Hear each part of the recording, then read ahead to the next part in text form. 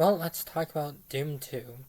So, it's been a while since I reviewed a Doom game, and, well, it hasn't been a while since I made a Doom video. But of course, let's talk about the first sequel to the original Doom, Doom 2. This came out in 1994, less than a year after the original.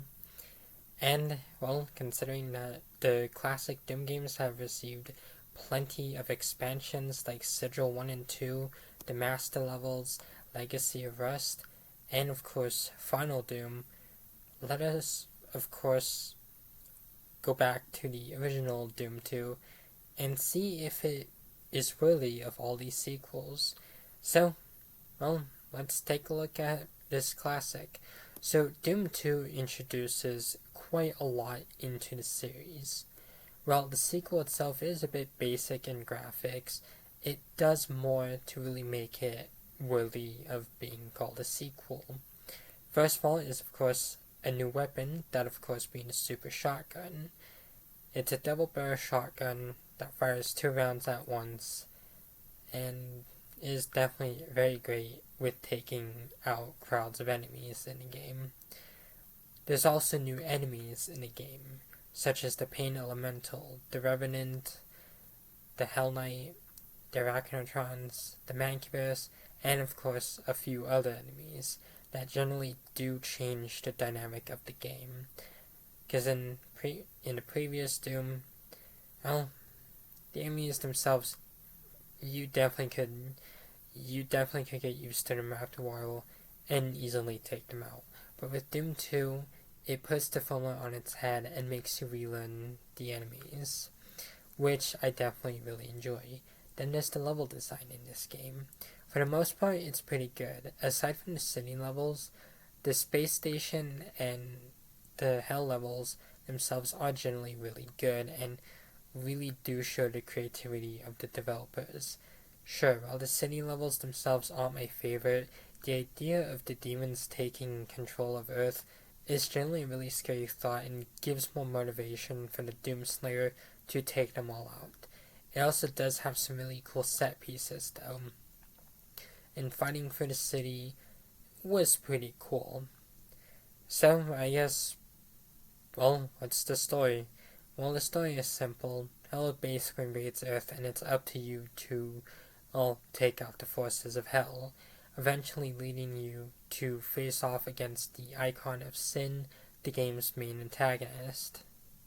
And of course, what works with Doom 2 is that previous bosses, like the Cyber Demon, the Barons of Hell, and of course the Spider Mastermind, become regular enemies as you encounter them quite a few times throughout the game, which really just shows that, well, in the first game, they were these big bad enemies.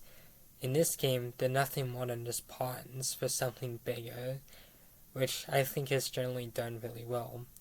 While the Icon of Sin itself is, well, on a wall and doesn't really move and really only attacks by spawning more enemies, it generally has become, in my opinion, a iconic enemy in the games just by its design. And, well, also the fact that it appears in Doom Eternal really shows how well of an impact it made. I'd also say this game is generally really fun to play through. Well, on my Nightmare playthrough, well, I never got past the second level, I still did have fun with this game. Even playing it on an easier difficulty, the game is still fun. While the enemies, for the most part, are similar to the Doom 1 counterparts, this game is still fun to play through and really did show that while there's not much improvement in the enemies and that some ideas are essentially the same as Doom 1, it really does show that sometimes with Doom 2, less is more. But that's not to say that Doom 2 itself is just a repaint of a successful game. No, Doom 2 generally does have some really great ideas that it shows throughout the game, such as the new enemies, and of course, the storytelling it has. Overall, I really did enjoy Doom 2. While I do enjoy the first one a lot more, I will definitely say that Doom 2 itself is a really great sequel and definitely really deserve to have been made. While I didn't review the master levels, I do think that they are pretty fun so far. I definitely do look forward to giving them a try later on, along with the other expansions that Doom itself has introduced. But obviously, the next Doom review will of course be the 64 version. But before I leave this video off, I guess what are my thoughts on this one, and do I recommend it? Well, I am critical of some things in Doom 2. I do recommend it.